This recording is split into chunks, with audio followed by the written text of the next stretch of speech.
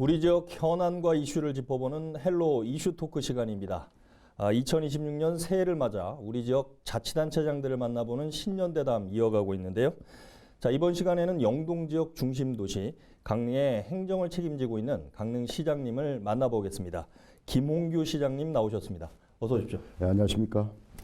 예, 시장님 먼저 우리 시청자 여러분께 새해 인사 말씀 부탁드리겠습니다. 네, 존경하고 사랑하는 우리 강릉 시민 여러분, 병오년 새해가 밝았습니다. 올해에도 우리 시민 여러분 모두의 가정과 또 일터에 늘 건강과 행운이 함께하길 바라면서 저도 1900여 공직자와 함께 오직 강릉, 오직 시민만 바라보면서 열심히 일하는 병오년이 되도록 하겠습니다. 늘 건강하시고 복 많이 받으십시오. 예, 올해는 민선 8기 임기 마지막 해입니다. 어느 해보다 특별한 새해일 텐데요. 자, 민선 8기 강릉시는 얼마나 좀 성과를 거뒀다고 평가를 하십니까? 예, 제가 민선 8기 들어서 공약사업 40가지와 또 현안사업 73가지의 일을 지금 하고 있습니다. 특히 공약사업의 경우에는 약 84%의 진도율을 보이고 있고, 워낙 이제 오랫동안 기간이 필요한 일들이 많아서 그러한 일들은 올해 상반기에 거의 매듭짓는 일들이 많습니다. 저희 관계관들과 제가 예측하건대 올해 저희 공약사업 40개 중에 한 90% 이상 아마다 결과가 나오지 않겠나 이렇게 생각하고 있고, 또 그 외 73가지의 현안사업도 차질 없이 잘 마무리하도록 하겠다라는 말씀을 드리고 싶습니다.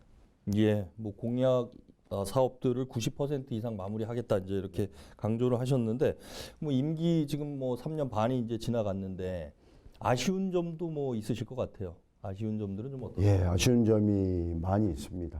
특히 이제 작년도에 우리 시민들께서 가뭄으로 많은 어려움을 겪었는데, 22년도 취임하자마자 저희 지역의 강수량이 일정치 않아서 물 부족이 있을 게 예상돼서 영곡 정수장도 이제 확장도 하려고 예산도 확보했고, 또 영곡의 지하 저립댐도 만들려고 23년도, 24년도에 다 확장을 했습니다. 그런데 이 영곡 저립댐이나 정수장 확장 공사가 보통 예산을 받고부터 시작해서 한 7년 정도 걸립니다. 그러다 보니까 작년은 제가 취임한 지가 3년 한 4, 5개월밖에 되지 않아서 예. 겨우 이제 설계를 마쳤거나 설계 중이었거나 이랬습니다. 그래서 좀 뒤에 가뭄이 오던가 했으면 충분히 우리가 대비할 수 있었는데, 뭐 천재지변은 예측할 수는 없지만 그런 가뭄으로 우리 시민들에게 많은 불편성을 죄송하다고 생각하고 있고, 하지만 작년에 그 가뭄의 경험으로 지하 저류댐도 하나 더 확보했고, 또 과거에 홍제 치수보도 다시 재시공을 해서 앞으로 작년과 같은 가뭄이 온다 하더라도 우리 강릉시가 좀 더 너끈하게 견뎌낼 수 있지 않겠나 이런 생각을 해봅니다. 예. 질문이 좀 먼저 답변이 나오셔가지고 질문 좀 조정을 하겠는데, 최근에 이제 여러 전문가들 이제 포럼이라든지 토론에 가봤더니 지금 지난해 이제 강릉에 불어닥친 게 폭염성 돌발 가뭄이라고 하더라고요.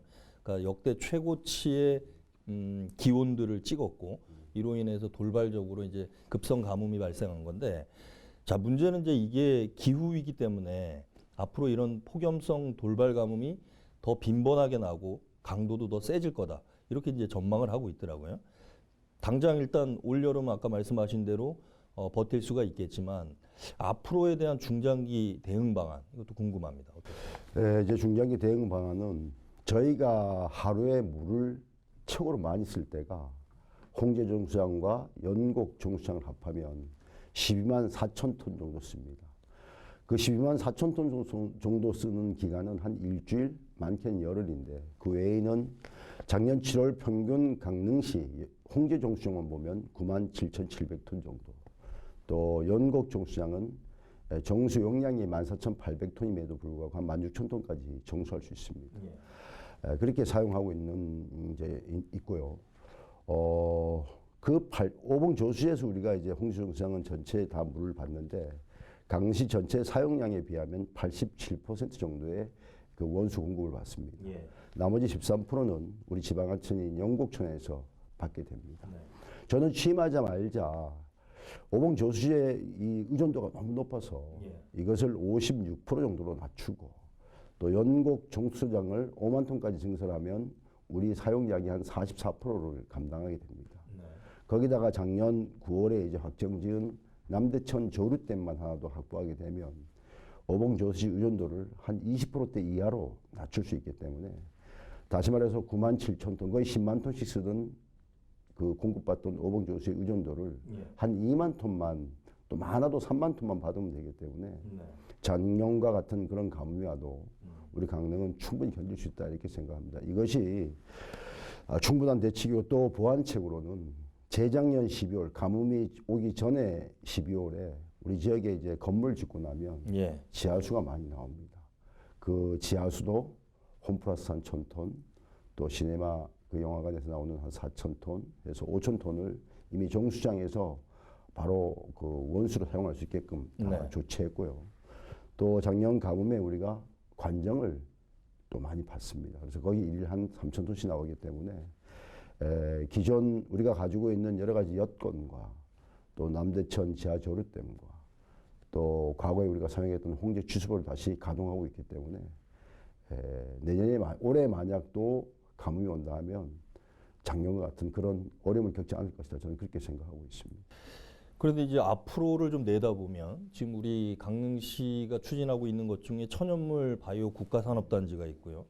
또 5개도 산업단지 개발이 지금 추진되고 있는데 특히 이제 국내외 관광객들이 지금 3,500만 명 이상이 강릉을 찾는데 계속 늘어날 수밖에 없습니다. 그러면 생활용수뿐만 아니라 공업용수라든지 이런 데서 사용하는 수요도 또 늘어날 텐데 이 부분은 어떻게 좀 대처를 해야 될까요? 그래서 이제 생활용수는 예. 아까 말씀드린 그러한 계획으로 예. 한 25만 톤 이상 공급할 수 있는 그런 이제 체계를 갖추고 예. 공업용수는 네. 저희가 이제 하수 종말 처리장에서 일일 6만 7천 톤씩 이제 하수 처리수가 나옵니다. 예. 그 하수 처리수 재처리 사업을 통해서 하루 6만 톤씩 우리 지역에 앞으로 여러 가지 이제 공장이나 사업체가 들어오면 예. 공업용수로 제공하려고 올해 이제 사업을 신청했습니다. 네, 알겠습니다. 뭐 요건 좀 민감한 질문이긴 하지만 지난해 이제 우리 가뭄 사태 당시에 뭐 대통령을 비롯해서 중앙부처 장관들 뭐 정치인들 많이 왔다 갔는데 그때 나왔던 얘기 중에 하나가 강릉이 이렇게 물 부족이 장기화된다면 바로 옆에 있는 도암댐 활용 문제 이거 검토해야 되는 거 아니냐 이런 이제 의견들이 많이 나왔었거든요. 여기에 대해서 시장님 뭐 의견 좀 주시죠. 그렇죠. 뭐 대통령님께서도 말씀하셨고 또 총리께서도 말씀하셨고 특히 환경부 장관께서도 말씀하셨는데 도암댐 부분은 우리 지역과 또 고도 차이도 있기 때문에 네. 가장 1차 문제는 물의 오염이고 예. 두 번째는 온도입니다. 그래서 저희 남대천의 수질과 같은 물, 같은 온도면 언제든 제가 시민께 보고드리고 한번 이 물을 받는 게 어떻겠냐라고 한번 공론화를 해볼 제가 이제 계획이다라고 충분히 얘기했고 예. 과거의 도암댐을 다 아시겠지만 과거의 도암댐이 생길 때 네. 당시에는 약 70개의 축산단지가 있었고 매년 200톤 이상의 질소 비율을 불렀기 때문에 비가 오면 전부 그 슬러치가 네. 도암댐에 모였고 또 그에 대해서 우리 남대천이 심각하게 오염됐었고 또 등구분 국조구 뭐 다이옥신까지 나온다고 이제 한때 우리가 걱정을 해서 온 시민이 진짜 몸으로 마음으로 막은 그런 도암댐이었기 때문에 지금도 그러한 부분에 대해서 충분히 검증이 된다면 한번 시장으로 시민들에게 한번 보고 드려보겠다. 그리고 또 한 가지 문제는 이 도암댐 방류 중단에 관련된 부분은 당시 국무총리실, 산자부, 환경부, 또 기재부, 또 강원특별자치도, 또 강릉시, 평창군, 또 영월군, 정선군이 합의한 내용이라서 이분들과 다 함께 또 한 번 합의를 거쳐야 됩니다. 따라서 강릉시가 받겠다고 해서 바로 받을 수 있는 문제도 아닐 뿐더러 다시 어떠한 변화가 오려면 당시 그때 합의한 주체인 그 9곳의 기관들이 서로 합의를 다시 한번 해야 되는 그런 문제도 있다라는 말씀도 함께 드립니다. 네, 알겠습니다. 가뭄 문제는 여기까지 좀 정리를 하고요. 자, 올해 강릉시 주요 사업에 대해서도 좀 살펴보겠습니다. 일단 올해 강릉시정의 목표 어떻게 좀 세우셨습니까? 올해 목표는 민선 8기 마지막 해니까 아까 서두에 말씀드렸듯이 저희 공약 사업 또 시민과의 약속한 사업이기 때문에 잘 마무리하는 것입니다. 1차로 우리 강릉의 경제의 근간을 만들 수 있는 또 기업에게 이익을 줄 수 있는 여건을 만드는 그런 일이기도 하지만 옥계항만입니다. 옥계항만을 제4차 국가항만 기본계획에 반영하는 것이 1차 목표고요. 아마 1, 4분기 안에 이제 결정이 날 것인데 전 잘 될 것이라고 생각합니다. 그러면 우리는 이제 새로운 항만 시대를 열게 되고 또 우리 강릉의 여러 가지 산업군에 해양 산업을 하나 더 넣을 수 있기 때문에 우리 강릉시의 총 생산량 그리고 앞으로의 기업 유치에 많은 도움이 될 것이다. 또 우리가 안고 있는 이 경제적 여건의 어려움, 지역 경제의 활성화가 되지 않는 부분, 또 인구가 늘어나지 않는 부분, 또 지방 재정이 열악하는 부분, 일자리가 없는 부분, 이런 부분이 아마 항만 건설을 통해서 이제 해소될 것이다. 또 그것을 해소하는 첫 시발점이다. 저는 그렇게 생각합니다. 네, 그리고 7번 국도 이제 확장, 우리 주민들께서 오랜 수고하면서 사업으로 생각하셨던 7번 국도 확장이 이제 마지막 단계인 KDR 예비 타당성 마지막 조사를 이제 하고 있는 중입니다. 여기를 거치면 7번 국도 확장도 확정될 것이고, 그다음에 우리 국가산단 강원도 50년 만에 지정받은 비록 후보지지만 천연물 국가산업단지도 이제 거의 입주 기업도 확정됐고 마지막 단계에 이제 타당성 조사에 들어가 있습니다. 여기도 이제 올 상반기 쯤에 이제 결정 날 예정인데 이것이 이제 확정되면 본격적으로 이제 국가산단 사업이 시작되는 겁니다. 그러면 앞으로 천연물 그 사업이 또 아마 우리 강릉의 신성장 동력이 되지 않겠나 저는 그렇게 생각합니다. 예, 일단 올해 강릉에서 2개의 큰 국제 행사가 열리는데요.